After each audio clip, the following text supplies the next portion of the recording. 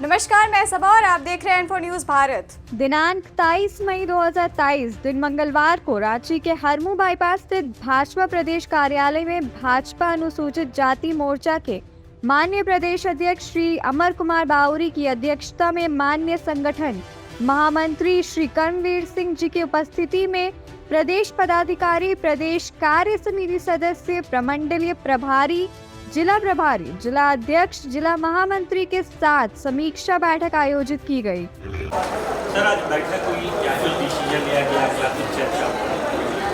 Bharatiya Janata party के राष्ट्रीय नेतृत्व के आदेशानुसार अखिल भारतीय स्तर पर महाजनसंपर्क अभियान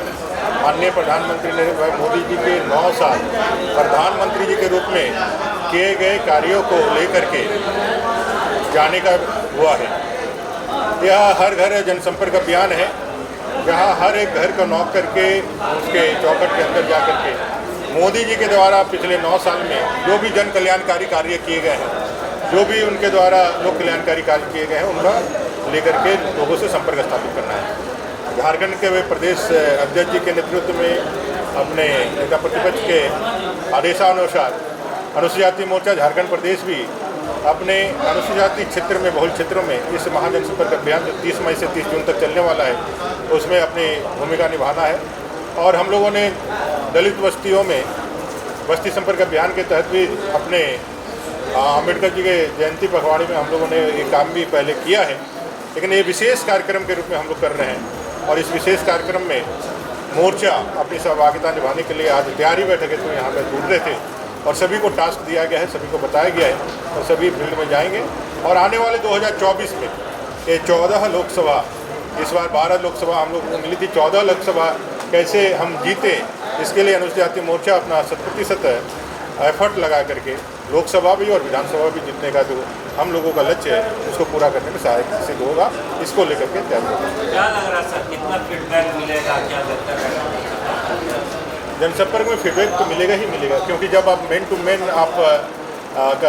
उनसे जाकर के बात करते हैं, उनसे संपर्क करते हैं, तो ज़मीनी हकीकत तो ऐसे मिलती ही है। पार्टी के पास ज़मीनी जानकारियां हैं, हमारे कार्यकर्ता निचले स्तर तक जानकारियां हमको रहती है, लेकिन एक अभियान जब चलता है लगातार तो उसका माहौल पूरे देश में मिलता है। सभी लोग एक महीना सिर्फ इसी काम के लिए रहने वाले हैं,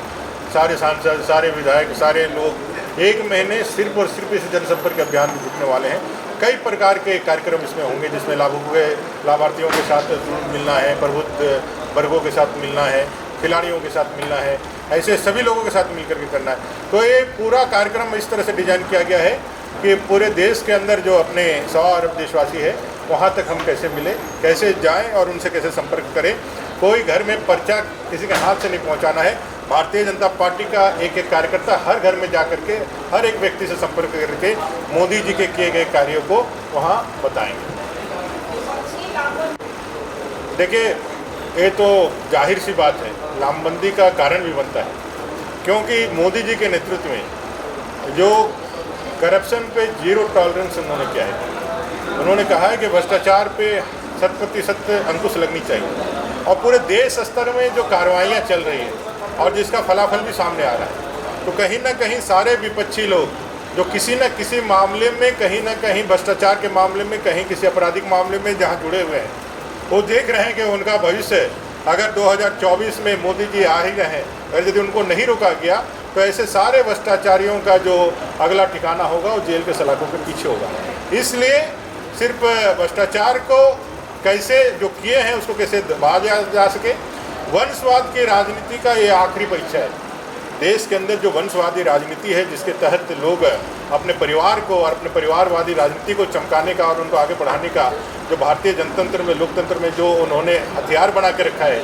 उसका भी ये आखिरी परीक्षा है। अगर यदि 2024 में उन लोगों को लगता है मोदी जी आ गए तो वंशवादी राजनीति का भी समूल नाश हो जाएगा, और देश की जनता या जो 100 अरब देशवासी है, इसका जो आत्मगौरव का अनुभूति, जो आत्म